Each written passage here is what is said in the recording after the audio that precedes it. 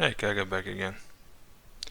Today we're gonna discuss a game, an indie game that removed its microtransactions after a while. So let's begin. Monster Train developer Shiny Shoe is removing all in-game monetization from its Steam Early Access roguelike co-op game Inkbound, citing a change in industry and player sentiment as the main reason for the removal, with many AAA games focusing on in-game currency and battle passes as a way to both fund development and make extra money. Shiny Shoe's decision stands out. That is true.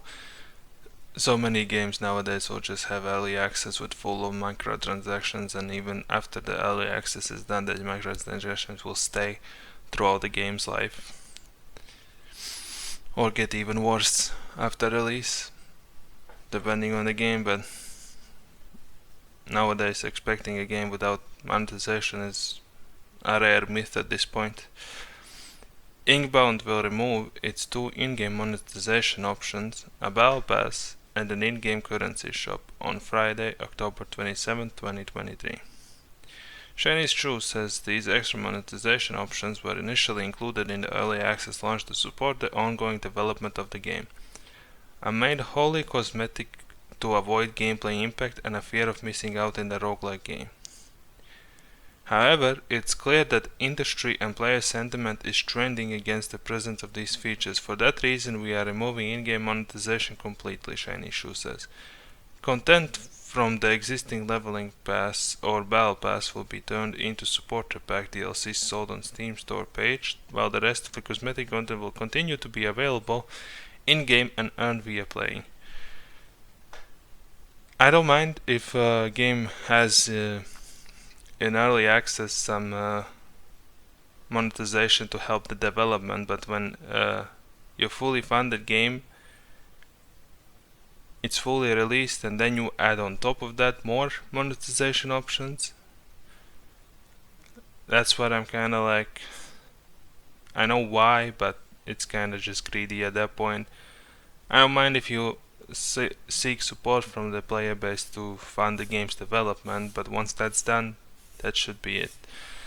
Of course, mostly people are greedy and will go for extra, but that's just what it is. And I like this decision that they made after removing the battle pass. The cosmetics are earned via playing the game.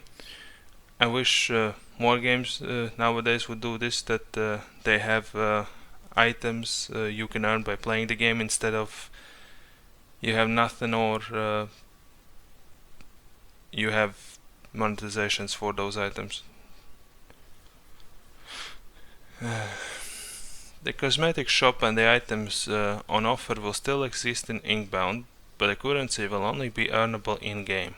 The existing purchase currency will also be converted into the new earnable currency, and players that have bought the old currency will essentially be refunded double its value in the new currency. Regardless of whether they spent it in-game yet or not, for example, if you purchased 1,000 shinies in the past, regardless if you spent it or not, we will grant you an additional 2,000 Vault Dust. If a player owns the leveling pass, they'll automatically unlock all rewards, get 1,000 Vault Dust, and be in the same place as everyone else, who will see new free track of rewards that offer both cosmetic and the Vault Dust currency from leveling up. So far that sounds nice. Nobody's losing out. The ones that bought the battle pass or the currency, they are getting compensated for their investment. At the end of each season, all seasonal free rewards will move into the cosmetic vault and can be earned from there. There is no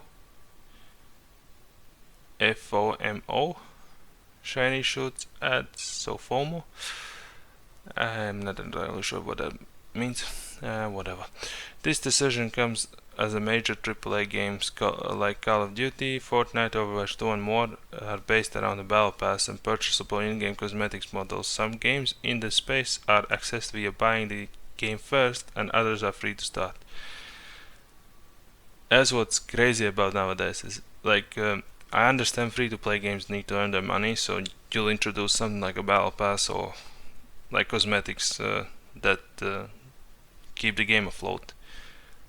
but fully funded games that you pay $80 for or even more, and then still have cosmetic DLCs and Battle Pass on top of it, it's like, how greedy can you get?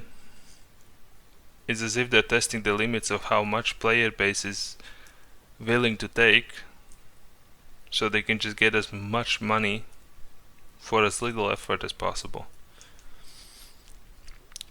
It should also be noted that Inkbound isn't a free game, with the cost on Steam being $20, and a small increase to the price coming in the future, potentially when Inkbound fully launches.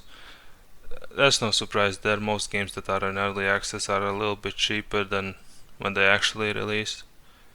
Shiny Shoe has essentially decided that the trade-off between the income from these in-game monetization methods and how it makes the player base feel at large is not worth it. And developers that actually care about the player base, now that's rare. The reception to Inkbound from players also appeared to be largely positive overall, as since launching in May of this year there are exactly 1,000 user reviews, with 86% of them being positive. It seems like this company really does care about their player base. I mean, they removed the monetization options and are improving their game in general. I really wish this company the best and they can succeed, because with all these bigger companies we don't really see developers looking out for their consumers, their player base. It's just more about we're gonna dish out, you're gonna buy it, and that's it. So it's nice to hear these type of stories once in a blue moon, so to speak, that actually cares about their player base and taking their player base into an account on their decisions, removing the monetization option, because let's face it, most people don't like them. They will buy them still because they want the skin or whatever, but most people don't like them. I get it, it's a type of monetization somehow to make money, but if it's not a free-to-play game, you should make money from the cost of the game. If it's a good game, you don't need any predatory monetization. Hopefully they succeed, and I'll wait for me. I'll see you guys next time.